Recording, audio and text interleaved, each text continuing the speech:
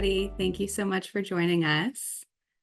We will go ahead and get started. We've just hit noon here. So good afternoon, everyone. Welcome to today's information session for the Locally Driven Collaborative Projects, or LDCP Cycle 2024-25 Call for Proposals. My name's Alexandra McKnight. I'm the LDCP Program Facilitator at Public Health Ontario, and I have the pleasure of moderating and presenting today's session. So before we begin with our content today, just a few housekeeping items I wanted to mention. The chat pod has been disabled today just to limit any distractions during the presentation. If you have questions during the session, please enter them in the Q&A pod, and we do ask that everybody stays muted today, but please feel free to turn on your cameras if you like. We'll have a discussion and question period following the presentation, and I'll make every effort to address as many questions as possible during that time. So do feel free, again, if you have a question as I'm presenting, to just pop it in the Q&A pod. If at any point during the session you experience any technical issues, please email capacitybuilding@oahpp.ca. And finally, for a better viewing experience today, you can change your view in the top right-hand corner to gallery. And with that, we'll go ahead and get started. So a few goals for our session today. By the end of this session, we hope that you'll be able to describe the purpose and structure of the LDCP program. We hope that you'll be able to understand the theme for the 2024-25 funding period.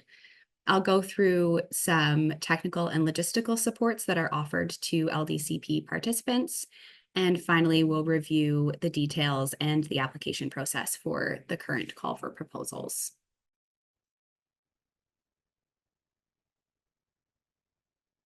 I wanted to just give an overview for anyone who's not familiar of where the LDCP team sits at Public Health Ontario. So as I mentioned, my name's Alexandra. I'm the program facilitator, and I'm the primary contact for anything LDCP at PHO. And you can reach me at ldcp@oahpp.ca. So please feel free to jot that email down if you like. That's where you can reach me directly. And the LDCP program is managed by the capacity building team, which is in the knowledge exchange department at PHO. So we work quite closely with a few other teams that you see on the screen here under knowledge exchange, including our library services, evaluation and knowledge mobilization, capacity building, of course, and then product development and publishing. If anyone is familiar or has attended Topic, which is our annual public health conference, we work quite closely with the Topic team on capacity building as well. To get started, what is the LDCP program about? You'll see 3 goals on the screen here. These are kind of our main objectives of the program. So the first is fostering collaborative partnerships, and this is really about fostering collaborative partnerships both within LDCP teams and then, of course, between PHO and LDCP teams. So our goal here is really to help kind of create these really productive partnerships and collaborations that, of course, we hope will produce really impactful projects out of the program, but also that continue on beyond the LDCP funding period and may be kind of really productive research collaborations that spark new projects or a continuing project, beyond LDCP. Our second goal here is to increase capacity to conduct research and program evaluation. So at its heart, LDCP really is a capacity building program. And as we get more into, I'll describe some of the technical and logistical supports that help with that capacity building. But our role really is to provide that support to ensure that teams have everything they need and are well set up to, again, conduct really impactful projects under the program. And then finally, promoting knowledge exchange. So our goal for all LDCP projects is that they are transferable and scalable and, again, quite impactful across the public health sector. And so we really aim to support really successful knowledge exchange in all LDCP projects.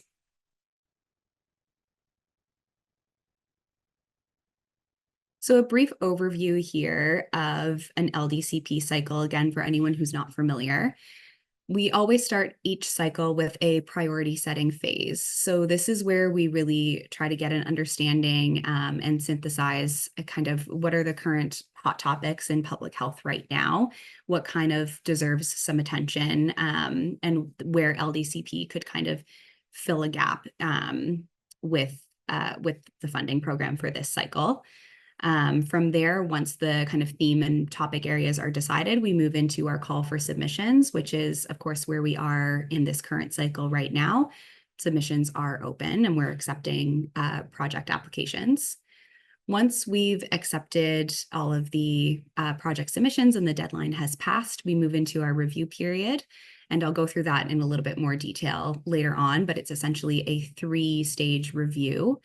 Once that is complete, the projects that are moving forward to be approved for funding are notified that they are approved and have been successful.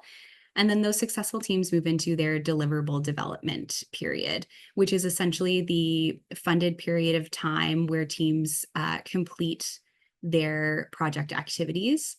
A little bit new this year, typically the deliverable development period actually includes all of the knowledge exchange activities as well.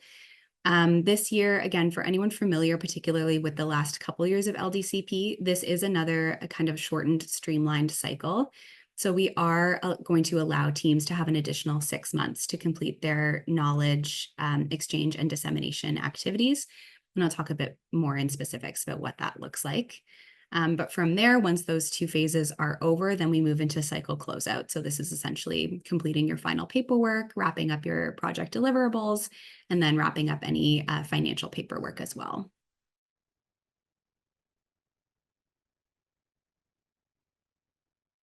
We do have a set of kind of basic eligibility requirements that we look for in order for projects to kind of move past our first phase of screening. So all projects, kind of the main one, have to be led by a public health unit in cooperation with at least one other public health unit as co-applicant.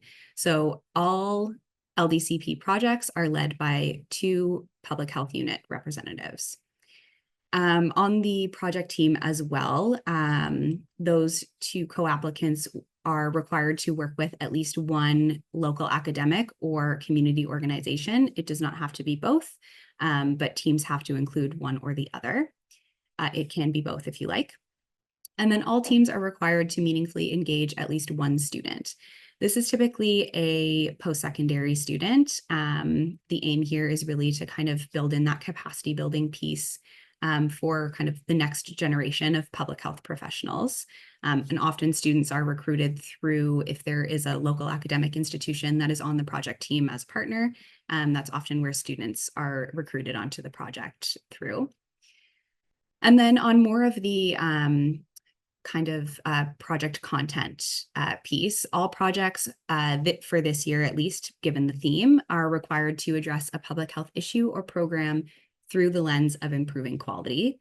And we'll talk about that a little bit more later on as well.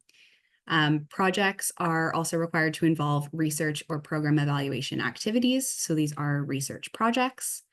And I mentioned the knowledge exchange piece very briefly a little bit earlier on, but all projects must create knowledge that is transferable across the public health system, and they have to be able to share that knowledge through a knowledge exchange plan that they create.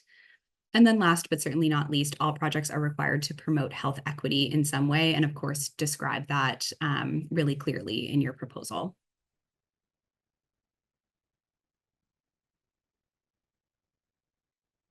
So we'll talk a bit more about the roles and responsibilities of the different project team members that I've mentioned. So again, all projects are led by 2 co-applicant public health units, and the co-leads are really responsible for kind of the day-to-day activities of all project implementation. So this includes managing the project funds, managing the timeline, ensuring that all project activities are completed kind of on schedule and the way they should be. They're responsible for all of the reporting as well as the kind of paperwork, both for funding distribution and the wrap up at the end of the project as well. Teams are not limited to those 2 public health units. You certainly are welcome to include as many other public health units on your project team as you like, and they can come on as co-applicants. Your co-applicants will also be your either academic institution that's coming onto your project or community organization or both. They, again, will have a role to play in completing the day-to-day activities of your project implementation. And in many cases, teams will actually carve off a piece of implementation for a certain co-applicant, depending on their knowledge or skill set. So you may have a certain co-applicant that is going to lead your data collection or your analysis. And then your student, as I mentioned, there must be a meaningful role for a student on your project. Sometimes students are recruited very early on and they may help with the development of the proposal. But oftentimes students are actually recruited after the proposal has already been successful and approved for funding. And so they may also be responsible for a certain aspect of implementation of your project. Again, perhaps you carve off a piece of data collection or analysis for this student to have a role in. And then finally, all projects have a space for knowledge users and advisors. So this is really a group that is an advisory group that's going to provide either advice or feedback, maybe on your proposal or as you move through project implementation. You can think of knowledge users as kind of sometimes the end users of your project deliverable. So you really want to be sure that when you're thinking about who should come onto your project as a knowledge user, that it's somebody who's going to be able to help you shape your proposal in that your final deliverable is going to be usable for whoever you hope it's going to be usable for. And so the knowledge users really help support your KE activities and ensure that that piece is successful.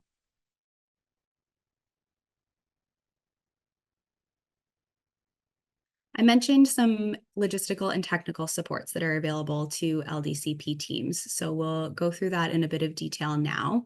Of course, teams that are successful are granted financial support to carry out their project. But we also offer many different resources to, again, help with the success of projects and help with the capacity building piece of the program that kind of fall under these 4 buckets. So first, in terms of research and partnership facilitation, we offer different resources and tools that can kind of help facilitate that collaborative team building. We also offer access to shared library services partnerships. So teams are able to work with a librarian on completing a literature review at the start of their project or their proposal, for example. We also offer supports under communication and project administration. So we do offer project promotion through PHO communications, as well as kind of ongoing communication with teams about any kind of topics of relevant interest, which may be, any external granting opportunities or learning opportunities, both internal and external to PHO, that teams can be notified for if it's of interest. We offer skills development and training. So this includes skill building workshops that are delivered by PHO staff kind of at the request of teams. LDCP teams are able to let us know if there's a particular area that they would really benefit from having a workshop, and we can certainly put that together. And then teams are also able to work with a variety of different PHO specialists, in addition, of course, to support from the LDCP team. Teams can also, and often do, work with, for instance, a KE specialist or an evaluation specialist as they're putting together those pieces of their project implementation. Of course, you can also see here communications, product development, education, and then PHO ethics is also available. In many instances, and many of you may know this, but sometimes PHO ethics can act actually as the board of record to review and provide ethics approval for certain projects, depending on the health unit. But they are also just available to consult and kind of provide advice and expertise as needed. And then finally, we offer infrastructure support. So this includes, of course, Zoom meeting lines for virtual meetings. We also have our LDCP webpage, which houses all past project deliverables as kind of a repository there for all of those great reports and resources. And then in the past, we have offered physical space for meeting at PHO's main office. Of course, in recent years, this has been less available, but has been something that we've been able to offer in the past.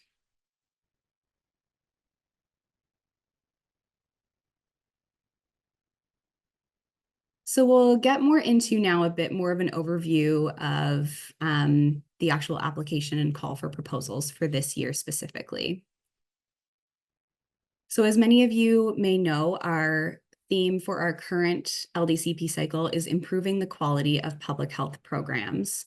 And so that's really the topic that we're looking for proposals to align with. And we are looking for a particular focus on enhancing efficiency and effectiveness when you're thinking about quality. So really under those lens. Successful project teams, will be eligible for up to $100,000 each in funding for this project period.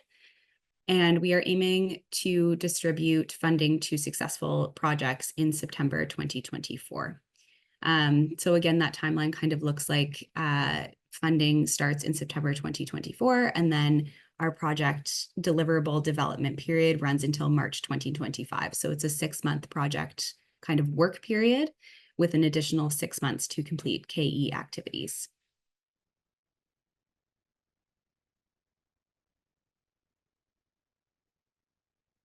For many of you, which again was great to hear, thinking about putting together an application, we've run through kind of those basic eligibility criteria, but I wanted to go through a few kind of additional tips that might be helpful to think about as you are thinking about putting together an application. So the first is really to provide a very clear rationale that really links back to kind of the existing relevant work that has already been completed around the topic that you're thinking of. I kind of like to think of just kind of why your project, why now, as the two questions that you really want to think about and ensure that you're answering those questions really clearly. Kind of a general grant writing tip is just, you don't want your reviewers to have to work to figure out your rationale. You want to make it really clear for them and have them be able to understand right off the bat the answer to those questions. Why your project? Why now? Relatedly, you also want to really comprehensively be describing your methodology and your project activities and relate them back to your aims and objectives. So again, these should be really, really clear links. Anyone reading your proposal should be able to understand those links kind of right away. I just mentioned our relatively short timeline for this cycle. So you do really want to consider feasibility as you're thinking about your timeline, but also potential challenges and limitations. So you really, want to make sure that the project work that you're proposing is going to be feasible and be able to be completed within the specified timeline. And then also think really critically about what challenges and limitations you might face, and then how you're going to propose to mitigate or be able to overcome those. We talked about knowledge users a little bit earlier on. So you do want to be really thinking about who are the appropriate knowledge users for your project, who's going to be able to support your KE plan and really make that piece a success. And then finally, just on timeline again, you really want to be clear about your timelines and make sure that the budget that you're putting together and your anticipated project costs make sense with the activities that you're proposing and the timeline that you're proposing to do them in.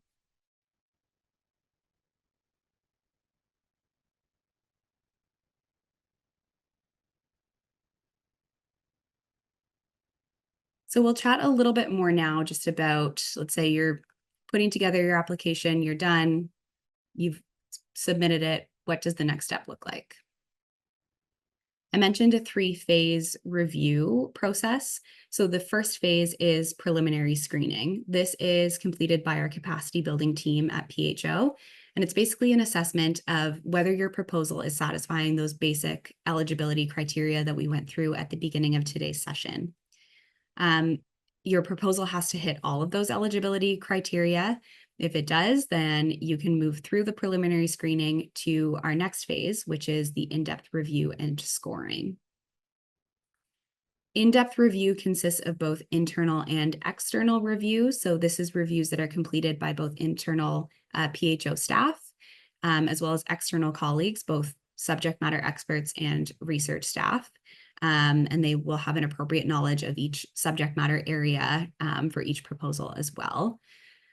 They review and provide feedback on all of the project charters that have made it through preliminary screening, and they really do so on three main categories. So we can see here, those categories are scientific merit, feasibility, and potential impact. On the scientific merit piece, this is where they're really looking to understand the appropriateness of your study question, make sure that your methodology is really sound, and then kind of looking at the overall rigor of your study design. So this is really the research piece. Does the research make sense? Again, we've talked a little bit about feasibility. So they're really looking here to see that your project is achievable within the timeline, within the resources that you've specified, as well as looking at your project team and making sure that you have the appropriate expertise needed to complete the project as well. And then finally, potential impact. This is where they're really looking to see, does your project have the potential to contribute significantly, this year's theme, to enhancing the quality of one or more public health programs?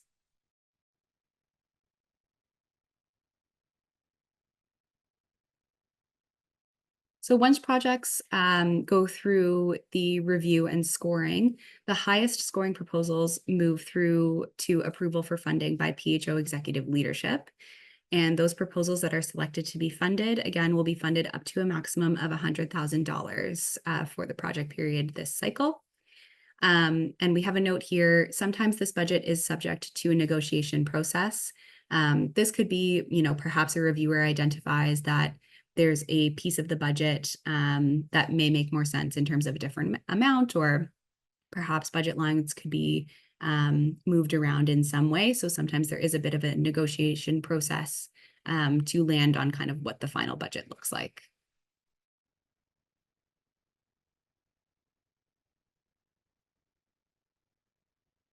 So next steps. In terms of how to apply, which hopefully at this point, all of those maybes and nos have switched to yeses. So you're going to go to our LDCP webpage, which is located on our public-facing Public Health Ontario website. And actually, if you just go to the main homepage and type in LDCP in the search bar, it'll pop right up. The complete application is housed on that webpage. So you can find the project charter, which is a Word document that's going to be your funding application. You'll find that there, as well as a variety of guidance documents to help you complete that application. And you're going to submit it by email to ldcp@oahpp.ca by the deadline, which is Friday, August 23rd at 5 o'clock Eastern Standard Time.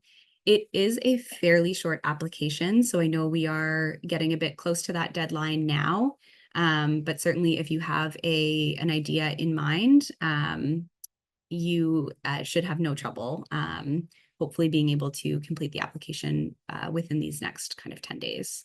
Of course, if you have any questions, please do feel free to reach out to me at that email as well.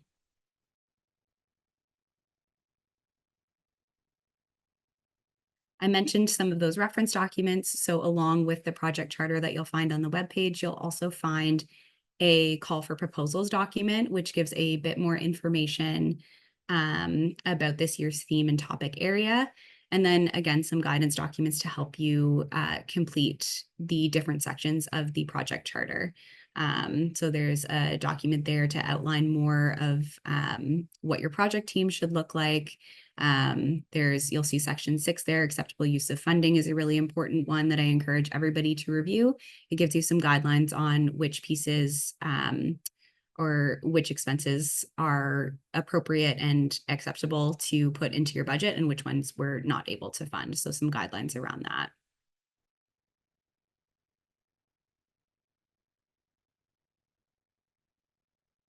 And then I'll just mention some key dates as we wrap up here. So of course, our call for proposals is open. We launched the call for proposals on July 16th. We are in our second of 2 information sessions right now, and we did record these sessions. So if you have any colleagues that weren't able to make either session, but would like to view the recording, please again, reach out to me at ldcp@oahpp, and I'm happy to provide that. We are accepting proposals again until August 23rd at 5 o'clock, and then aiming to send our decision notifications in September 2024. And again, our deliverable development period will then run from September 2024 to March 2025.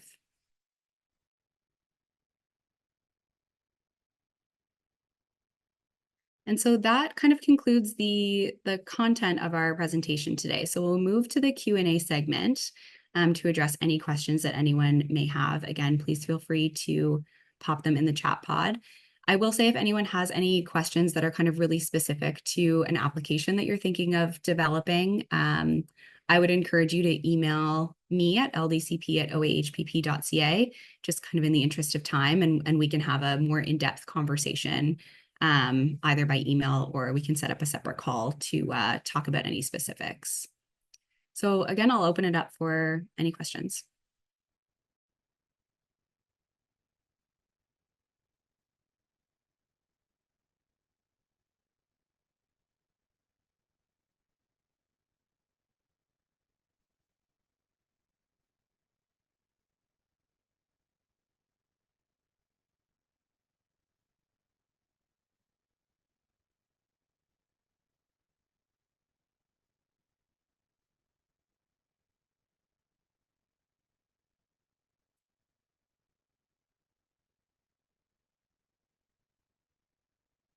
Okay, so we have one question here. Is the program open specifically to PHUs, or can other public health entities apply? So the projects need to be led by public health units. Certainly, there is room in terms of co-applicants and knowledge users for a variety of other partners from the public health space, but projects have to be led by public health units. Okay, we have another question here. What's the total funding portfolio? So we have $400,000 available each year for each cycle. And so in terms of, often we've had the question of what does this look like for how many projects are funded every year? And it really does just depend on how many applications we receive that both make it through the preliminary screening and then the review period. So just because our funding maximum, of course, is $100,000 per project doesn't mean that there's a limit of 4 projects that are going to be funded. It depends on the projects that end up making it through those reviews successfully, and then some of that funding negotiation as well. We have another question here. Will the LDCP program be offered each year in July? That's a great question. We are actually planning to shift the timeline a little bit for our next cycle. We are kind of in the early stages of planning right now, so I can't give too many specifics, but the goal is actually that our next cycle is going to open up in the spring of 2025. I know sometimes summer isn't ideal for teams to be putting together their applications, and we definitely recognize that. So we're hoping to shift more to a spring call for proposals.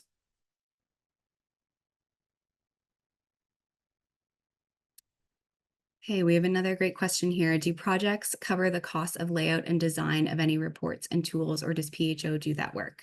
Again, great question. Those costs are often built into the budget of projects. So that's not a support that we're able to provide from PHO, but certainly you are able to build that into the budget of your proposal.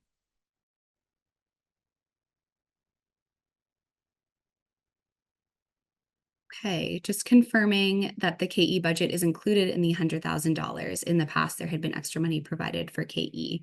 Yes, thank you for this question. This is again a great question. The KE budget is included in the $100,000 this year. We do not have a separate budget for KE. I know in the past that has been something that we did have, but this year, yes, it's in the total budget.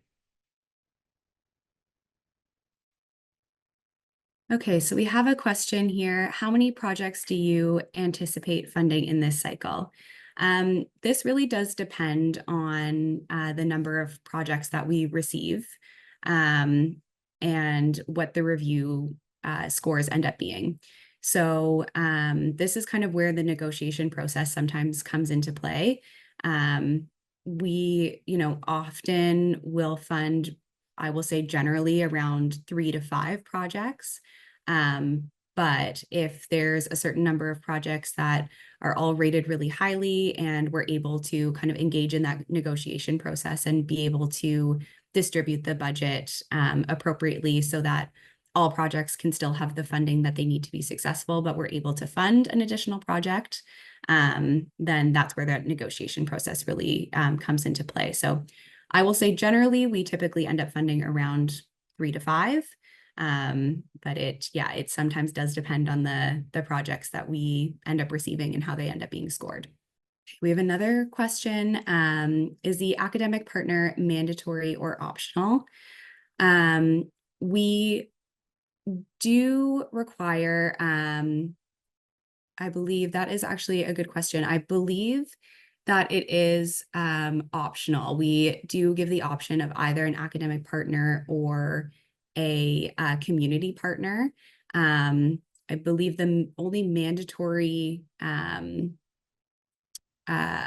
participants on the projects are the 2 co-leads that are both health unit co-leads, and then we require, of course, the student participation. But the co-applicants, we do kind of really strongly encourage collaboration with an academic partner, but it could be a community partner as well.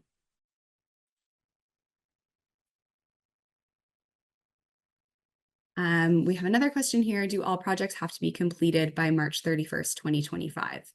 So we do ask that we do expect, I should say, that all project activities are completed by March 31st, 2025 within the funded project period.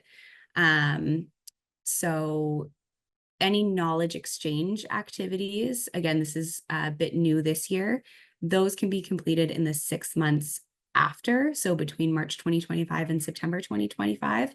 But the deliverable development period really is, we would like all project activities to be completed by that date. Another question here, can you provide an example of a theoretical project that is well aligned with the theme? That is a great question. As I mentioned, the theme is, of course, quite broad. So I'm not sure that I can provide, an example per se of a project. I think the best direction I can kind of give is you